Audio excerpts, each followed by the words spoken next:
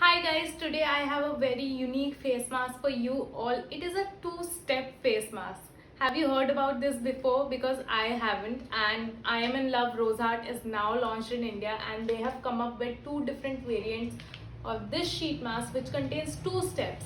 By two steps, I mean a sheet mask of 31 gram with a cream essence of 90 gram which is attached to the sheet mask above. How to use is first you apply the sheet mask after cleansing your face for 15 to 20 minutes for to give that instant boost of hydration, and then top it off with this essence which is so lightweight and creamy on the skin. It perfectly locks in all the moisture and gives extra benefit, which I really like. So this particular mask contains vitamin complex 10. That means it contains vitamin A, B, C and E, which makes your skin trouble free for a very long time from different skin issues, and this is suitable for all skin types. So if your skin is very dry on the rough side, then you should try out this deep moisturizing mask, because this is specially curated for those people who have dull or dry skin. And the best part about the sheet mask is the hard cutouts, and also the sheet mask is in pink in color. It is dermatology tested, so you don't need to worry. It's safe to use. So get your hands on this sheet mask from Maccaron.in.